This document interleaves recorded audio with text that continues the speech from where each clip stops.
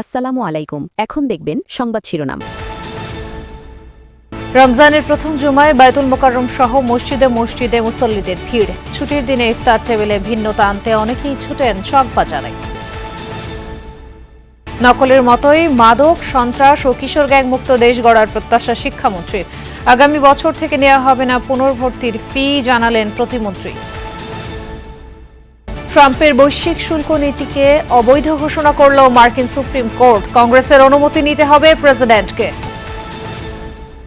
ফুল দিয়ে শ্রদ্ধা জানালেন সংসদের বিরোধী দলীয় নেতা ও জামায়াতের আমির ডাক্তার শফিকুর রহমান। আজিমপুর শহীদদের কবরে দোয়া পাঠ। এতক্ষণ শুনছিলেন সংবাদ শিরোনাম, এবারে শুনবেন বিস্তারিত। মাহে রমজানের প্রথম জুমার নামাজ আদায় করেছেন দেশের ধর্মপ্রাণ মুসল্লিরা। রাজধানী ঢাকা সহ সারা দেশে নামাজের সময় মসজিদগুলোয় ছিল মুসল্লিদের উপচে পড়া ভিড়। প্রথম জুমার নামাজ আদায় করতে জাতীয় মসজিদ বায়তুল মোকাররমে ভিড় লক্ষ্য করা গেছে। অনেকেই জায়গা পেতে নির্দিষ্ট সময়ের বহু আগে অবস্থান নেন মসজিদে, সাথে ছিল শিশুরাও। রহমতের দশকে পড়া এই জুমা মুসলমানদের জন্য বিশেষ তাৎপর্যপূর্ণ। একদিকে জুমা সপ্তাহের শ্রেষ্ঠ দিন, অন্যদিকে রমজান বরকত, রহমত ও নাজাতের মাস। তাই দিনটির গুরুত্ব ও ফজিলত বহুগুণ। জুমার নামাজ শেষে দেশের উন্নয়ন, সমৃদ্ধি এবং মানুষের মঙ্গল কামনায় মোনাজাত করা হয়। রমজান এলেই বদলে যায় পুরান ঢাকার চেহারা। বিকেল গড়াতেই হাজারো মানুষের ঢল নামে ঐতিহ্যবাহী চকবাজারে। কয়েকশো বছরের ঐতিহ্য বুকে নিয়ে এখানকার ইফতার বাজার যেন রোজার এক আলাদা উৎসব।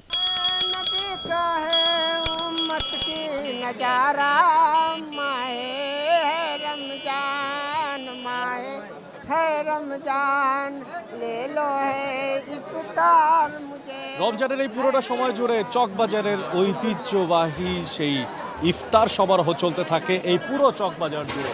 যতদূর চোখ যায় এই গলিতে শুধুমাত্র ইফতারের সামগ্রী, যা কিনতে আসেন ঢাকার বিভিন্ন প্রান্তর থেকে বিভিন্ন বিক্রেতারা বলছেন 400 বছরের এই ঐতিহ্য এখনও টিকে রয়েছে। দেখতে চাই কি কি সামগ্রী, ইফতার সামগ্রী এখনো পাওয়া যায় এই সমারোহে। रमजान माए है रमजान ले लो है इफ्तार मुझे দোকানে দোকানে সাজানো বাহারি ইফতার, বোরহানি, কাচ্চি, শাহি জিলাপি, নানান রকম কাবাব আর ঐতিহ্যবাহী বড় বাপের পোলায় খায়। শুধু স্বাদ নয়, ঐতিহ্যের টানেই প্রতিদিন এখানে ছুটে আসেন হাজারো মানুষ। আজকে ফার্স্টে দেখছি তো আসতেছি, ভাবলাম যে একটা কিছু নিয়ে যাই, তো টেস্ট করে দেখি। আসলে এখানে তো সচরাচর আসা হয় না, তো ডিফারেন্ট কিছু টেস্ট করতে যাচ্ছি আর কি। সবাই বলে এটা অনেক ফেমাস, এই কারণে আসা। অন্য জায়গায় তো এত আইটেম পাবেন না, এখানে সবই ভালো।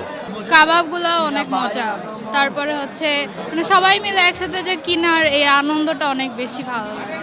ব্যবসায়ীরা বলছেন 10 রমজানের পর কমতে থাকে ক্রেতার সংখ্যা। শাহী পরোটা, গরু, খাসি, মুরগি, চিকেন চাটনি, কোয়েল পাখি, ফালুদা, পেস্তা বাদামের শরবত। হয়তো 10 রোজা বন্ধু অনেক চাপ, তারপরে আস্তে আস্তে কমবে। এর মতোই মাদক, সন্ত্রাস ও কিশোর গ্যাং মুক্ত দেশ গড়ে তোলার আশাবাদ জানিয়েছেন শিক্ষামন্ত্রী আ.ন.ম এহসানুল হক মিলন। দুপুরে নিজ এলাকা চাঁদপুরের কচুয়ায় সাংবাদিকদের সাথে কথা বলেন তিনি।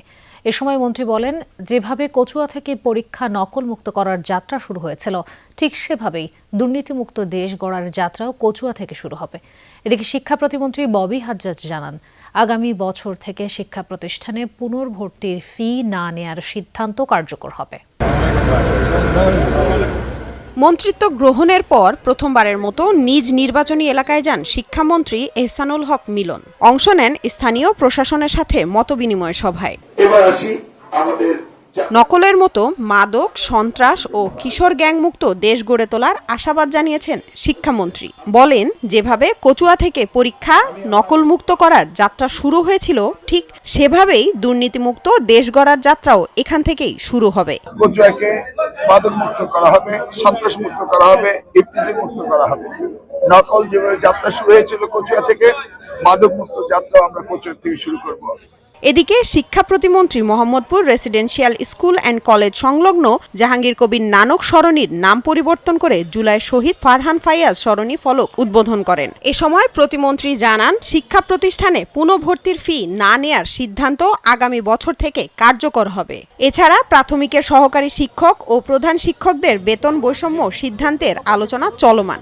আগামীতে কোনো হুটহাট ডিসিশন আমাদের হবে না, সবকিছু কনসালটেশনের মাধ্যমে সো এই যে আমরা কিছু বাতিল করছি, এটা কিন্তু বাতিল হচ্ছে আগামী অর্থ বছরে যে মানে আগামী অ্যাডমিশন ইয়ারে যে, সো সেটা আমরা ইতিমধ্যে করে দিয়েছি বা করার প্রসেসটা শুরু করে দিয়েছি। কিন্তু পিছনে কি হয়েছে সেগুলো সবার কনসালটেশন নিয়ে হবে, কারণ সময় দিতে হবে সবাইকে। শিক্ষকের উপরে দায়িত্ব অনেক বড়, দেশ গঠনের, দেশের ভবিষ্যৎ গঠনের দায়িত্ব শিক্ষকদের উপরে, তাহলে সেটারও মূল্যায়ন হতে হবে। সেই সব কিছু সঠিকভাবে মূল্যায়ন করে আলোচনার মাধ্যমে আমরা একটা পলিসিগত সিদ্ধান্ত নিব, এটা হুটহাট নেওয়ার মতো ডিসিশন না। তিনি জানান, তারেক রহমানের সরকার জবাবদিহিতার সরকার, জবাবদিহিতা ছাড়া কোনো সিদ্ধান্ত নেওয়া হবে না বলেও জানান শিক্ষা প্রতিমন্ত্রী। কোনো দায়িত্ব আমরা হালকা করে নিচ্ছি না ইনশাআল্লাহ। সড়কে চাঁদাবাজিকে সমঝোতার ভিত্তিতে লেনদেন উল্লেখ করে একটি গুরুতর অপরাধকে বৈধতা দেওয়ার চেষ্টা করেছেন সড়ক, রেল ও নৌ পরিবহন মন্ত্রী শেখ রবিউল আলম। তার এই মন্তব্যে নিন্দা ও উদ্বেগ জানিয়েছে ট্রান্সপারেন্সি ইন্টারন্যাশনাল বাংলাদেশ টিআইবি। এক সংবাদ বিজ্ঞপ্তিতে টিআইবির নির্বাহী পরিচালক ইফতেখারুজ্জামান বলেন, পরিবহন মন্ত্রী চাঁদাবাজির যে সংজ্ঞা দিয়েছেন তা সরকারের দুর্নীতি বিরোধী অবস্থানের সম্পূর্ণ বিপরীত।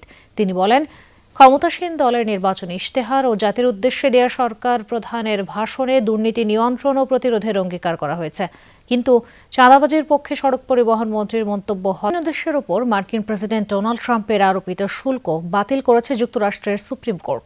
9 জন বিচারপতির মধ্যে 6 জন অধস্তন আদালতের রায় বহাল রাখেন। রায়টি লেখেন প্রধান বিচারপতি জন রবার্টস। ঘোষণার সময় তিনি জানান, জরুরি পরিস্থিতির জন্য নির্মিত একটি আইন ব্যবহার করে এসব শুল্ক আরোপ করেছিলেন ট্রাম্প। তবে আইন অনুযায়ী সেক্ষেত্রে প্রেসিডেন্টকে কংগ্রেসের স্পষ্ট অনুমোদন দেখাতে হবে, যা তিনি দেখাতে পারেননি। দ্বিতীয় মেয়াদে ক্ষমতায় এসে বিভিন্ন দেশে শুল্ক আরোপ করে এক প্রকার বাণিজ্য যুদ্ধ শুরু করেন ট্রাম্প। এতে বিশ্ব অর্থনীতিতে অনিশ্চয়তা তৈরি হয়, পাশাপাশি যুক্তরাষ্ট্রের বেশ কিছু ব্যবসা প্রতিষ্ঠান ক্ষতিগ্রস্ত হয়। এর ভিত্তিতে 12টি ডেমোক্রেট শাসিত মার্কিন অঙ্গরাজ্য মামলা করলে দেশটির সুপ্রিম কোর্ট এ সিদ্ধান্ত দিল। দেশের ওপর মার্কিন প্রেসিডেন্ট ডোনাল্ড ট্রাম্পের আরোপিত শুল্ক বাতিল করেছে যুক্তরাষ্ট্রের সুপ্রিম কোর্ট। 9 জন বিচারপতির মধ্যে 6 জন অধস্তন আদালতের রায় বহাল রাখেন। রায়টি লেখেন প্রধান বিচারপতি জন রবার্টস। ঘোষণার সময় তিনি জানান, জরুরি পরিস্থিতির জন্য নির্মিত একটি আইন ব্যবহার করে এসব শুল্ক আরোপ করেছিলেন ট্রাম্প। তবে আইন অনুযায়ী সেক্ষেত্রে প্রেসিডেন্টকে কংগ্রেসের স্পষ্ট অনুমোদন দেখাতে হবে, যা তিনি দেখাতে পারেননি। দ্বিতীয় মেয়াদে ক্ষমতায় এসে বিভিন্ন দেশে শুল্ক আরোপ করে এক প্রকার বাণিজ্য যুদ্ধ শুরু করেন ট্রাম্প। এতে বিশ্ব অর্থনীতিতে অনিশ্চয়তা তৈরি হয়, পাশাপাশি যুক্তরাষ্ট্রের বেশ কিছু ব্যবসা প্রতিষ্ঠান ক্ষতিগ্রস্ত হয়। এর ভিত্তিতে 12টি ডেমোক্রেট শাসিত মার্কিন অঙ্গরাজ্য মামলা করলে দেশটির সুপ্রিম কোর্ট এ সিদ্ধান্ত দিল। দেশের ওপর মার্কিন প্রেসিডেন্ট ডোনাল্ড ট্রাম্পের আরোপিত শুল্ক বাতিল করেছে যুক্তরাষ্ট্রের সুপ্রিম কোর্ট। 9 জন বিচারপতির মধ্যে 6 জন অধস্তন আদালতের রায় বহাল রাখেন। রায়টি লেখেন প্রধান বিচারপতি জন রবার্টস।